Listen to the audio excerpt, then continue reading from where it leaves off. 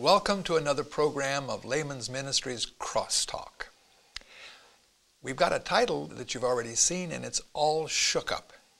If there was a text that we would be featuring for this program, it would be the one in Galatians 6, verses 7 and 8. Be not deceived, God is not mocked. For whatsoever a man soweth, that shall he also reap. For he that soweth to his flesh shall of the flesh reap corruption. But he that soweth to the Spirit shall of the Spirit reap life everlasting. Jeff, I have a book. It's from a series that's called Pivotal Moments in American History. And the title is All Shook Up. Wasn't that an Elvis Presley song? It was an Elvis Presley song, up. exactly. Mm-hmm. And its subtitle is How Rock and Roll Changed America. Oh. Now this rock and roll, I think, happened when I was a teenager. And we were right in the middle of it. Did rock and roll affect your life? Oh, rock and roll affected my life in a big way. You know, I was thinking this Bible verse that you had. Basically, it says, whatever a man reaps, he sows.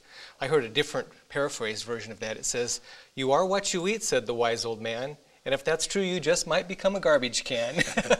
And you know, the same is true. It has something to do with music, maybe. We're going to talk about it. If we eat junk food, what's going to happen? Our health is going to go down, right? Now, and so if we take in bad spiritual food or bad anything that's emotionally involving our system and it's not good, it's going to do something to us that way too. Now, I think we should just say here at the very beginning of the program that there are probably going to be some who are watching that are going to say, I don't see it that way.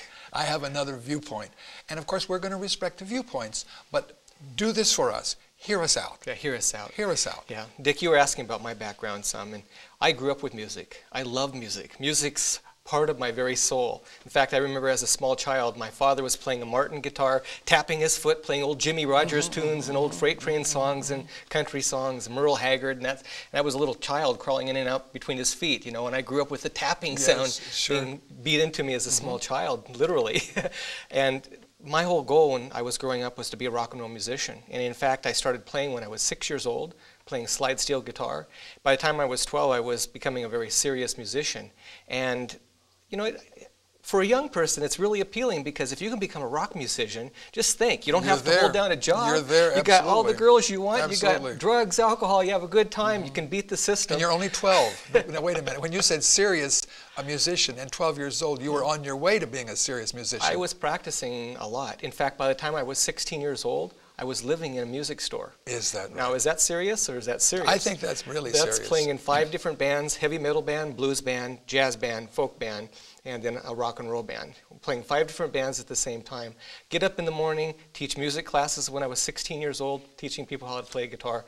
My life was totally enveloped with music. Amazing. So, Amazing. You know, I wasn't raised a Christian, and so my background is considerably different than yours. Absolutely. Let me say that when I was a teenager, rock and roll was just coming in, and of course my father was a minister.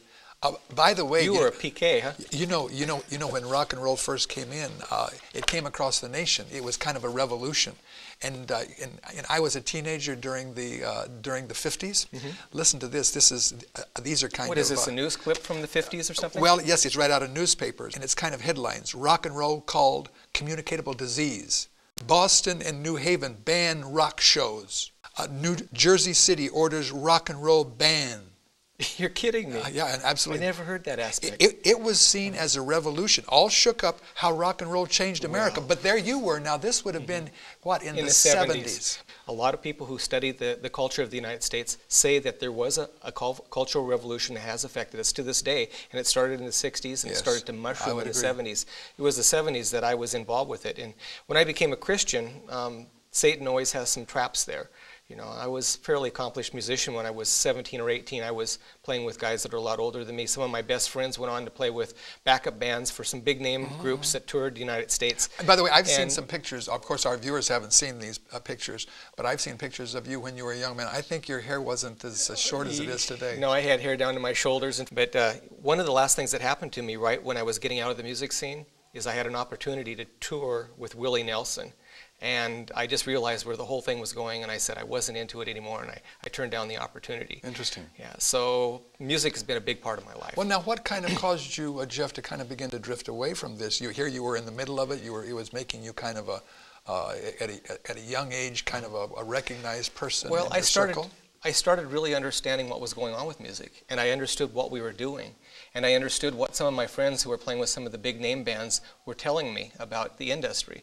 And I remember I won't mention the name of the group right now, but one group right before they went out to the concert, and it was a huge concert, they said, let's go feed the animals. And they realized that they were able to control and manipulate the audiences through the music they played. In fact, I remember Gene Simmons of the rock group Kiss, which means Knights in Satan's Service. He said, I was just amazed by the power, talking about the music they played. I was also aware that you could just say kill, and you know, somehow a surge, it would just happen. So he recognized that when he had the masses just going and going by their music, he could just say the word kill, and they would respond. You know, so that's pretty interesting. Jimi Hendrix. Some of our viewers probably don't even know who Jimi Hendrix is. No, I don't know who these people are, but they were important in their time. These are people who actually started and worked with the Cultural Revolution of the 60s and into the 70s. And Jimi Hendrix is a big name. A lot of the people that have come out of that or are still into it idolize and love Jimi Hendrix's music. But Jimi Hendrix said, we hypnotize people to where they go right back to their natural state. And when you get the people at their weakest point, you can preach into the subconscious what you want to say. And that's taken out of Life magazine October 30th, 1969. When you're mentioning the 60s and the 70s, I know in my own perspective through the years, it seems to me, I tell people, I think that the world changed beginning in the 60s. I think it's clearly identifiable. There were a number of things going on, and maybe it was the music that was driving it. Absolutely. Now, there was internationally the Vietnam War, but remember, it was the Vietnam War, it was drugs, and probably it was music that was enabling these kinds of things. Absolutely. The loss of respect for authority. And so sex, drugs, alcohol, and disrespect for authority. That was the main theme of much of the lyrics. And music was probably the engine that was driving it. Absolutely. And it's just not the words. Like you say, the music was the engine that was driving it. Now, you know, music goes back a long ways. As long as there's been humans, practically, there's been music. Well, even before that, if we understand it correctly, Lucifer, the archangel, was the director of the heavenly choirs. Yeah, he's into music, obviously. But think about the kind of music back in Plato's day. They didn't have electric guitars and amplifiers in Plato's day. But Plato made some interesting statements, and I'm not really big into philosophers, but it was interesting to see what he said. He said, when the mode of music changes, the fundamental laws of the state change with them. Then he says in the book called The Laws of Plato, he says, in foolishness they, the people, deceive themselves into thinking that there's no right or wrong in music. He said, people are foolish to think this way. And we're talking about back in the days of Plato. This is way before rock and roll. Of ancient Greece. And he says that it could be judged good or bad by the pleasure it gave. And then he goes on to say, as it was, the criterion was not the music, but a reputation for promiscuous cleverness and spirit of law-breaking. So he recognized that music actually caused promiscuousness, and that it also oftentimes caused law-breaking. You know, I have a book, another book I'd mentioned, that one, All Shook Up. This one is called The Closing of the American Mind, and it was written by a teacher at a university. I think it was the University of Chicago, named Alan Bloom. And by the way, he's a translator of Plato. Oh, really? But I thought it was interesting. He has a chapter in his book about music, and I quote him, because a lot of times these discussions on music seem to be coming from a religious context. They're religious people, and so people can kind of roll their eyes and say, well, that's just a religious talk. Yeah. But the kinds of things that we're mentioning in the program today are not from religious people, so far at least. Well, Jimi Hendrix was not hardly. Except for he did say he wanted to establish an electric church. There you go. But anyway, this Dr. Bloom, he has this chapter on music, and he writes this: rock music has one appeal only, a barbaric appeal to sexual desire. Not to love, but to sexual desire, undeveloped and untutored. This is a secular book. And he says, and I'm going to change the words a little bit for the sake of the program, he says, young people know that rock has the beat of what we would call sensuality. That's not the way he said it. He said what it really is. There can be no doubt, as I read when we began the program, that when rock music first came, you remember they wouldn't even show these things on television. And cities wouldn't allow rock concerts because it was seen as setting free sensuality, destruction, disrespect for authority. Well, I remember those old black and white pictures of the girls screaming and yelling when Elvis Presley came out and did the gyration with his hips and was singing his popular songs. And the girls would actually strip their clothes off. Yeah, and that's back in the 50s too. Right. You know, Dick, let's just switch, change direction a little bit here. But what we're saying is that music really is a mood response mechanism. Music is a mood response mechanism. In the Civil War, when they were going to battle, what did they have? They had the drummer boy. The drummer boy. And he was pounding the drum to a march. Exactly. To march to... Well, to what might be your death. Yeah, and music can set the mood. In fact, it's often said that music can help push us a little farther in the direction we're already inclined to go. You know, there are some people who are, especially, and they're probably those who say, well, it's the words. It's the words. It's just the words. It's not the music. It's the words. Well, the drummer boy didn't have any words. He didn't have any words. He just had the beat. And it was the beat. And, you know, in voodoo, where they play all night long a certain sound, and the people just go into trances. But I heard someone say, well, if it's, you know, if the music is amoral, then why isn't the dentist playing the theme from Alfred Hitchcock's Psycho?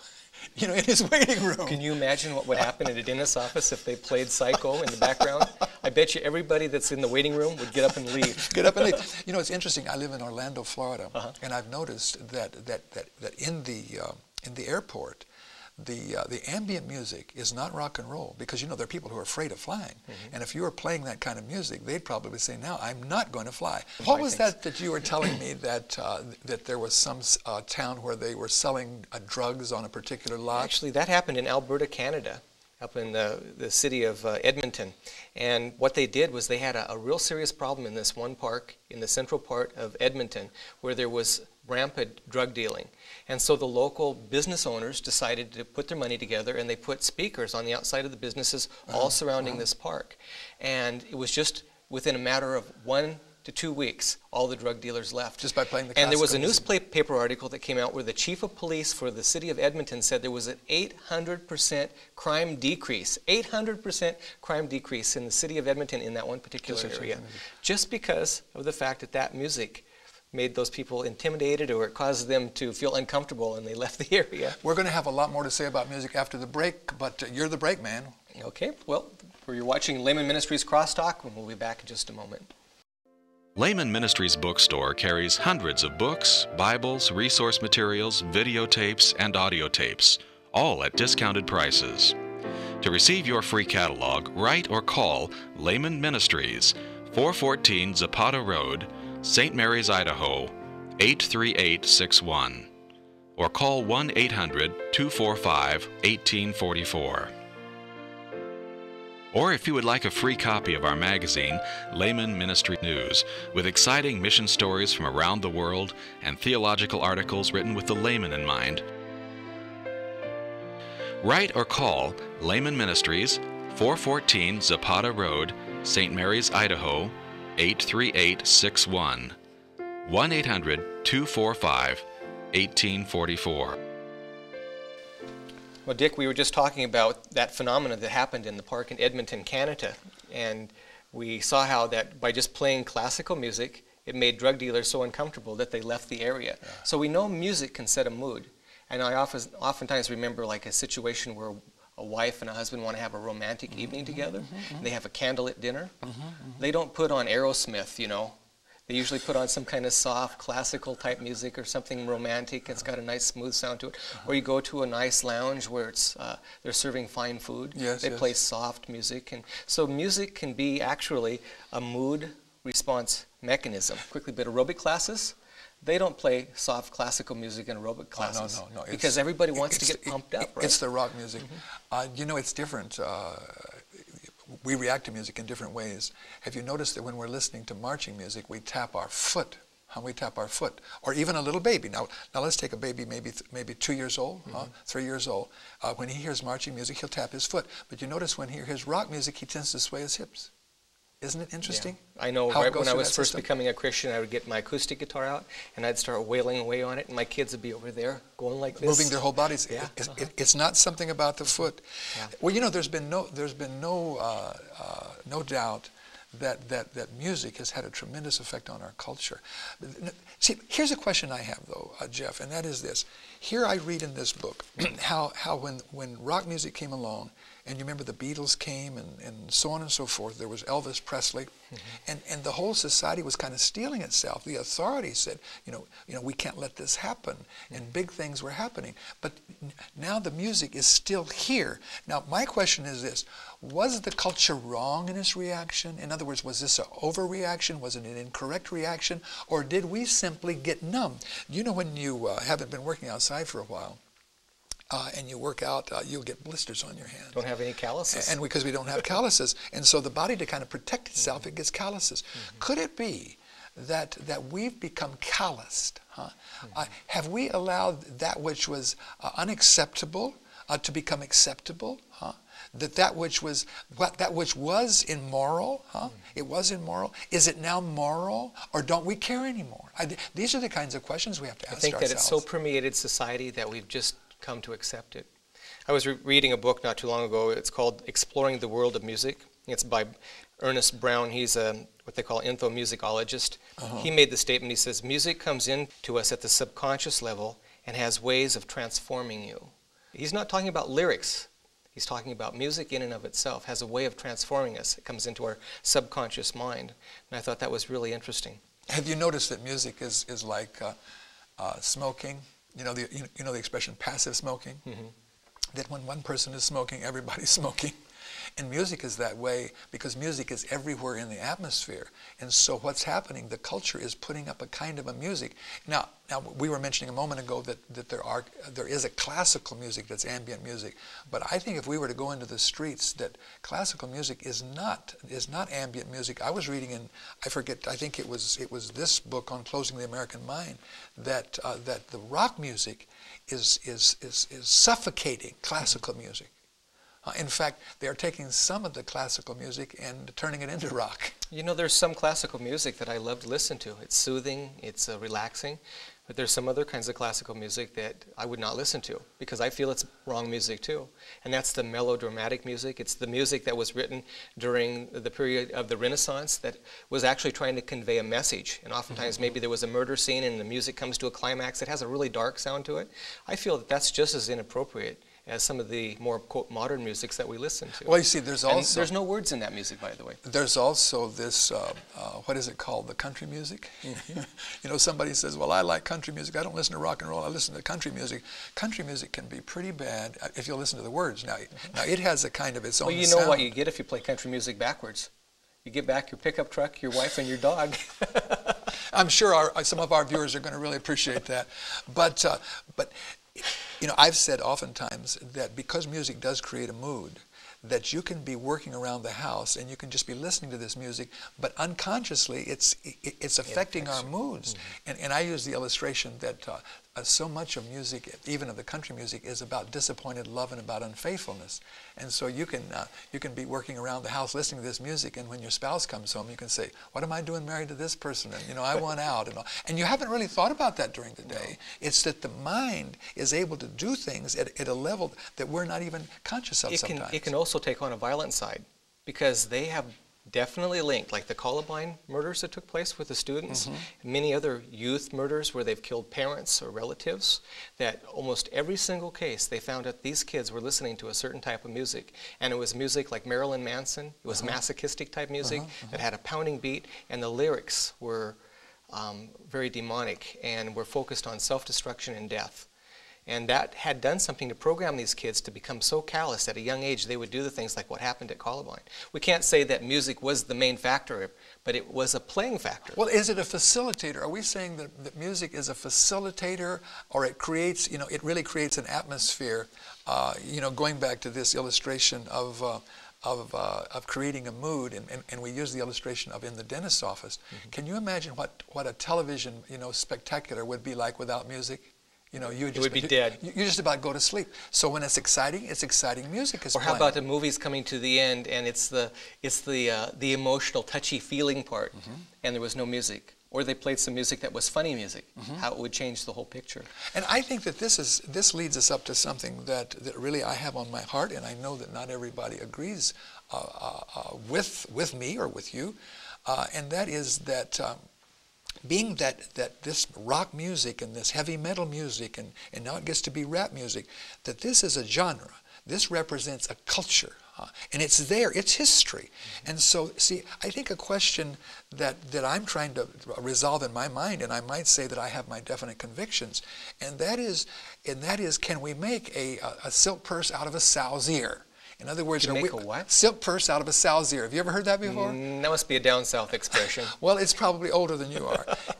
Anyway, can we take something really, really bad and make something good out of it? If we just change the words? Well, and see, that's the point. In other words, this music, this rock music, this heavy metal, all of the implications, shall we take this music now and Biblize it, sanitize it? Shall we gospelize it? Because, you know, there's a music that we hear these days, it's called the gospel rock. Gospel rock. And there are those who are saying, well, what we just need to do is, because, see, there are those who really feel that the melody is amoral. Now, when you say immoral, explain to our viewers what amoral is. It's neither here nor there. It's generic. It doesn't have any effect. In other words, it doesn't have any effect. But you see, there may be something wrong with me, but so far we've said, and maybe the viewers don't agree, we're saying that music creates mood, and that rock music has created a mood that enables certain things. You've heard of MTV before, right? Music television? I've heard about it. You've never seen it? No, I haven't. I've seen a lot of it, especially before I was a Christian. I used to watch it all the time. Bob Piffman, who was the founder of MTV, and he is also one-time president of MTV. This is what he said. It goes right along with what you're saying. It says, the strongest appeal you could make is emotionally. If you can get their emotions going and make them forget their logic, you've got them. On MTV, we don't shoot for the 14-year-olds. We own them. Just capture them with the music. We capture them. And Dick, before I became a Christian, I was really heavily involved with Eastern religions. You know, I was into drugs, alcohol, playing in a rock and roll band, and I was really anti-Christian. And I told myself I would never become a Christian. And one of the things that we were involved with was various forms of Eastern religion. One was called Kundalini Yoga. There's various forms of yoga, but they have a lot of similarities. And they have this thing in yoga that is called the mantra. Have you ever heard of a mantra before? Where you do something over and over again. Yeah, you take a lyric, and it's musical lyric, and you repeat it over and over and over until you work yourself up into a historical, frantical or type whatever state. it is. Whatever. A state of ecstasy is what they say. It's a hypnotic state. In fact, there was a lot of Christians going around singing this song by George Harrison called My Sweet Lord. Yes. And they were saying this thing about Hare Krishna, and they didn't realize that they were actually praying to the god Krishna. Yeah, and even Christians were singing My Sweet Lord. They thought it was about Jesus. About Jesus. And it wasn't, but it was a mantra. And if you've been involved with yoga where a group of people get together and they practice a mantra, they work themselves up into a frenzy. And then after they get to this heightened frenzy, then all of a sudden the guru who's controlling this, he's actually manipulating the situation, calls for a time of peace, where a person enters into a state of emptiness so they can become one with the all, the Brahma. And they all raise their hands like this, you know, and they all sit there and they just have quietness and they sway back and forth like this. And I couldn't help to think that not too long ago I was watching the television. I was in a hotel room and flipping the stations, and I came on one of these mega faith healing programs, and they were in this large coliseum. And I was just kind of watching it out of curiosity. And the people were jumping up and down, and the music started out really, really slow. Yes. And it kept going faster and faster and faster. And then after they got everything up to a certain pitch, the faith healer started healing people, knocking them over, and they'd be on the ground shaking. Maybe you've seen some of this before. Yes, I have. I've been to those things. And then he goes to places, and he goes to the edge of the platform like this, and he knocks over the audience. Right. And then all of a sudden, he calls for quietness, and the soft music comes in, and everybody puts up their hands. And I flash back to the mantra situation and the emptying of self. You see, this is the... And they sit there and they sway back and forth. And remember what Jimi Hendrix said? He said, we hypnotize people where they go right back to their natural state. And when you get the people at their weakest point, you can preach into the subconscious what you want to say. And the guy from Kiss, he said, when you get the crowd all worked up, he said, I could just say kill, and they could say, and he said there would be an automatic response that somebody would probably do something. So if we get the people to that point, I could say to the audience, you need to give a large donation to our organization. Right. I could make all kinds of suggestions, and people at that point would be so vulnerable that they would do something. You know, I think that, see, the question that we have to ask ourselves is when it comes to the things of the gospel, shall we manipulate people? Did Jesus manipulate people, or did he go for their hearts? He went for their hearts. See, I really don't think, I think there's a problem. Now, others may not agree with me. I don't think it's right to manipulate people with music. Now, I could see that music could be an expression. Let's take that even further. Of the heart. As a Christian, it's not right to manipulate with anything. With anything. But you see, this is why I believe that we need to start with the Word of God. Absolutely. It's the spoken word. The spoken word goes to the mind. Now, once it goes to the mind, it doesn't mean that we're not going to express what we've heard with emotions. And that there won't be different kinds of emotions. Emotions of happiness, emotions of sadness, emotions of contemplation. But this idea that we're going to go to a worship service and we're going to engineer these people's minds, I wonder about the lights coming down, the music ethic gets of it really all, soft. the ethic of it all, because it seems to me that it should be the Word. It should be the Word, the power of the Word, that should call us to repentance. And then it would be after we, as we respond to the Word, that we would respond with music. Can I share with you just another quick thought, because I know our time is running short here, but one of the things that I noticed as I was coming out of rock music and becoming a Christian, I started singing the traditional Christian hymns. All the Christian hymns always pointed towards the future. It always pointed towards the hope in Christ, the second coming of Jesus, the new life in Christ that we will receive and we can have now. And then you go back to the other music, it's always pulling us backwards. Oh, honey, remember when they used to play that song? Yeah, right. You know, how many people say that when they hear a song on the radio? Oh, right. Remember that song? Yeah. And see, worldly music is always pulling us in a certain direction. Well, it's trying to manipulate us. There's no doubt about that. And I think that what we would want from this program is we would want to say that we must be really careful. The devil is a roaring lion, is going about seeking whom he may devour. He is a musician. He knows the power of music, and he will not use music to bring us closer to Jesus. He'll use music to drive us away. Think of Philippians 4:8. This is one of my favorite verses. It says, "Finally, brethren, whatsoever things are true, whatsoever things are honest, whatsoever things are just, whatsoever things are pure, right. whatsoever things are lovely, whatsoever things are of a good report, if there be any virtue, if there be any praise, think on these things." I think we can use that text when we contemplate music and the appropriateness of music, especially the music we use to worship God. Amen. You've been watching Laymen Ministries Crosstalk. If you'd like to be part of this ministry, or if you'd like to receive our magazines or catalogs, feel free to write to Laymen Ministries at 414 Potter Road, St. Mary's, Idaho, 83861, or call us at our toll-free number at 1-800-245-1844, or you can visit us on the web at www.lmn.org.